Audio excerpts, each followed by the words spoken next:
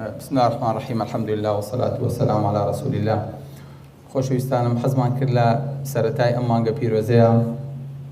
بۆ دەست پێ بکەین کە ئێمە لە مانگێکی گەورەیین و لەم مانگەیە ڕۆژ و نوێژ پێکەوە گرێ ئەدرێن، بۆیە بە زەڕورمان زانی باسێکی نوێژ بکەین. داوای لێبوردنیشم نەکردن هەر لە بیدایەتەوە کە لەوە ئەچێ مێشکم لای نەخۆشەکان بێ یان لای عەمەلیاتەکان بێ، بە بۆنەی کە ئێستا عەمەلیاتم کردوون و بەجێم هێشتوون و هاتوون بۆ ئێرە.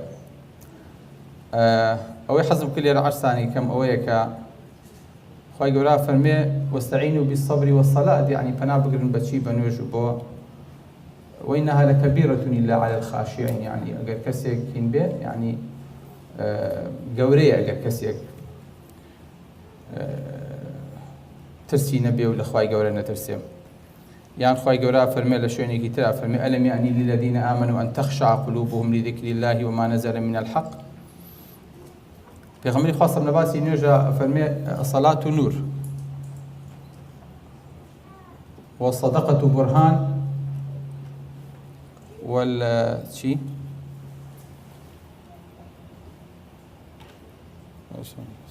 بله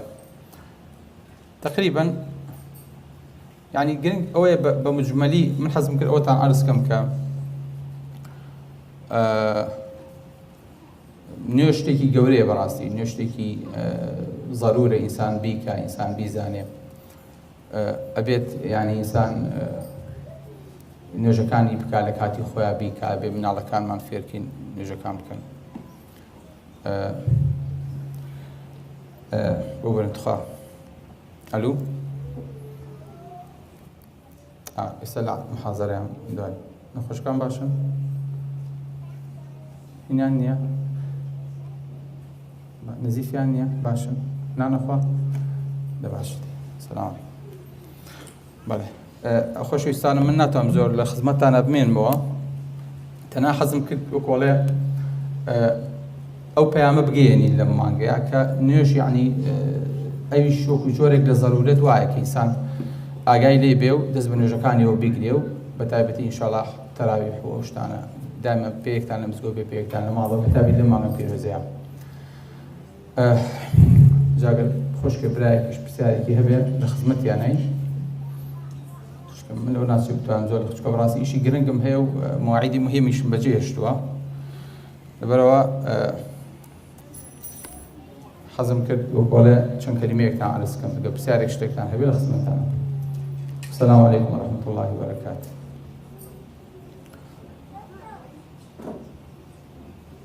بۆ چۆچی برامەوە کاکە بۆ چۆچی دانش سلام دانش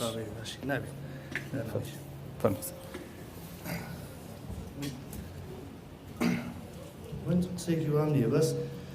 ئەو خەڵکی هاتوونە ئیسامیەکی خۆم لەگەڵ برادرانەیە داوامان هەبووە، داواکەمان بە پەلەجێشت و حەزمان کرد بینە خزمەتت چۆن لە چەند و تێک بگرین. مای ڕەمەزانیشە عادەتەن کە ئەم خەڵکە کۆوەتەوە ئەبوایە بابەتێکت یعنی بە تێرەتە سەری بابەتێک لێدان باز بکردایە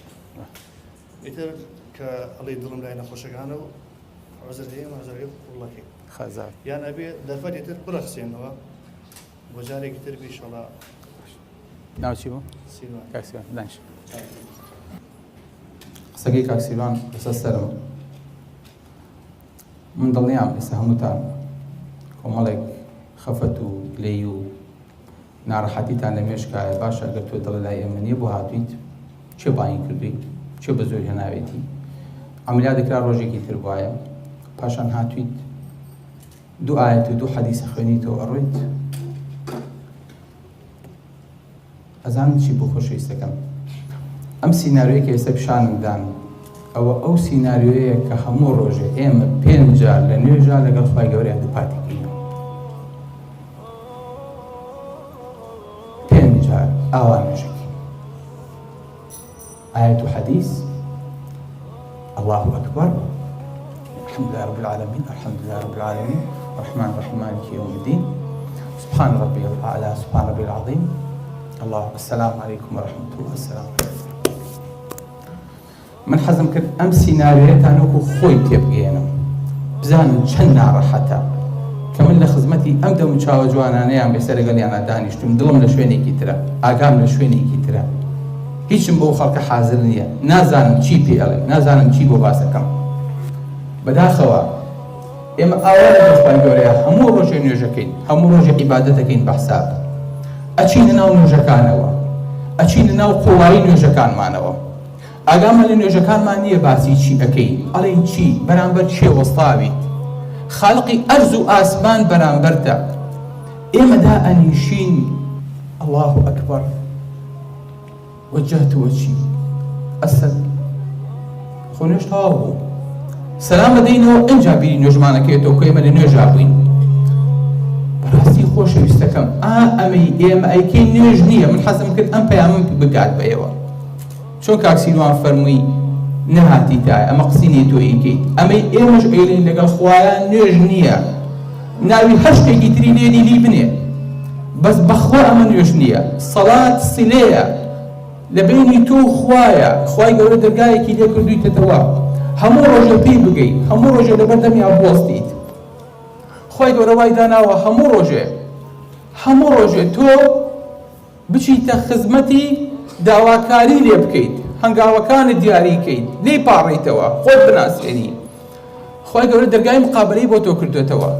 خوای گەورە وای کردووە هەموو ڕۆژێ تۆ مەجای بینینی ئەم خوایەت هەبێ قسەکردن و گفتوگۆکردن لەگەڵ ئەم خوایەت هەبێ داواکاریەکانت بەرزکەیتەوە تو ئەو خوایە ئەگەر هەر یەکەمان لە خەوا بیبینین نا من چوومەتە لای سەرۆکێک چوومەتە لای مەلیکێک لەگەڵ یادانیشتوم مەلیکێ پێشوازی لێ کردوم ئەو کەسەی کە ڕۆژێ لە ڕۆژان مەلیکێ ئەیبینێ هەتا ماوە بیری ناچێتەوە ئەڵێ قوربان من داواکاریم هەیە فەرموو چیتەوێ 1 2 3 4 ئەوێ لە جەنابەت داواکاریەکانی خۆی کە ئەخاتە پێشی مەلیکیش ئەڵێ هەر خۆم و خۆ دانیشتوین پێکەوە بڵێ کەسی تر ئاگای لێمان نییە بڵێ فەرموو هەموو داواکاریەکان بەجێ ئیمزای بۆ بکات و ئەمانی بۆ جێبەجێ بکەن کابرا کە خەبەری بێتەوە کەسێکەوە خەوت بوو مەلیکی چی و شتی چی و ئەم بیری کردەوە خانی بۆ ئەکڕێ و قەسری بۆ ئەکڕێ و پلە و پۆستێ درێتێ و سیارەی بە هەدیە ئەدرێتێ و هەموو شتێکی بۆ ئەکرێ کەچی ساکەن دەرکە و هەمووی خەوە ئەم پیاوە هەموو هەوڵێکی خۆی ئەهاتە گەڕ چۆن بگا بەم مەلیکە جارێکی تر چۆن ئەمی لە خەوا بینی بیکا بەڕاستی چۆن ئەمانەی کە ویستی بە مەلیک بڵێ جێبەجێی کا لە مێشک و لە ناخی خۆیە بەڵام بەداخەوە چۆن بگاتە مەلیک سەرەکا بە کۆشی ئەوە داوا لەوەکە ئەچێ بۆ ماڵی ئەو واستە بەوەکە بەس بیگەێنە مەلیک جارێکی تر مەلیکێک هەموو ڕۆژێ 5 جار نەخێر بە 24 سەعات دەرگای بۆ تۆ واڵایە دەرگای بۆ من و تۆ واڵایە من و تۆ خوایە ئەوە بێئەدەبی قسەی لەگەڵاکەین ئەوە بە سادەیی قسەی لەگەڵاکەین والله ئەچیتە بەردەمی قامی ئەچیتە بەردەم مدیر عامێک هەموو جیانتە لەرزێ دانیشی بەس داواکاریەکان بزانی چییە لە بەردەمی قازیەک و حاکمێک کابی هەموو جیانێ بزانی قازێکا لە چی قەراری ئێستا لە دەمی دەرەچێ بەڵام لەگەڵ خوایە الحەمدولله رب العالمین الرحمن الرحیم مالک یوم الدین ئەمە کەی نوێژە باوکی من هەموو مەلیکێکە ئەچیتە بەردەمی یاخود لە تەلەڤیزیۆنا دەرەکەوێ ئەبێت تۆ جۆ بگریت و ئەو قسە بۆ بکە لە نوێژە خوای گەورەیە جۆ ئەگرێت تۆ قسە ئەەکەیت ئەگەر ویستت خوای گەورە قسە بۆ بکە قورئان بخوێنە ئەگەر ویستت قسە بۆ خوا بکەی لەگەڵ خوای گەورە گفتوگۆکەی نوێژ بکە ئەگەر ویستت هەردووکیان بکەی لە نوێژە قورئان بخوێنە هەم قسە لەگەڵ خواکەی هەم خوای گەورە قسە لەگەڵاکە ئەمە چ نیعمەتێکە دراوە بە عەبد بۆ ئەوەنە لەسەر شانمان قورس بێهاسین بۆ نوێژەکانمان خوای گەورە فەرمێ وئینەها لەکەبیرە ئیلا عەلە الخاشعین ئەم نوێژە گەورەیە لە کۆڵ ئینسان نابێتەوە کابرا ئەوە بەلاوە قورسە نازانێ نوێژەکەی چۆن لەگەڵ کاتەوە دەپاشەوە الحەمدڵ شەوێکی تەراویحمان ڕۆی ڕۆژێکی ڕەمەزانمان بەڕێ کرد قورسە لەسەر شانی خوای گەورە خۆیە فەرمێ وئینەها لەکەبیرە ئەم نوێژە گەورەیە قورسە سەختە بە هەموو پیاوێک ناکرێ ئازیزەکەم چەنە پێخۆشە لە کاتێکا ئیتیصال ماوەیە دووری لەگەڵ کەس و کارتا ئیتیصالەکەیت و پەیوەندیەکەیت چەنە پێخۆشە چەنە مرتاحی لە کاتێکا کەسێکی دوور کەسێکی خۆشەویست تەلەفۆنێکت بۆکا و دەعوەتێک دەکا و پێگەیت گریمان ڕۆژێ لە ڕۆژان ئەم ئیتیصالاتی زەوی هیچی نەما ئینتەرنێت نەما ئیمەیل نەما واتساب نەما ڤایبەر نەما تەلەفۆن نەما SMS نەما هیچ نەما تەلەفۆن هەموو شەبەکات قەپات بوو، چەند شپرزە ئەبین بۆ هەواڵی یەکتری. دنیا چ فەوزایەکی تێکەوێ ئەگەر دنیا ئاوای لێ هات. ئەگەر بێنە بەرچاوی خۆت لە یەک ڕۆژە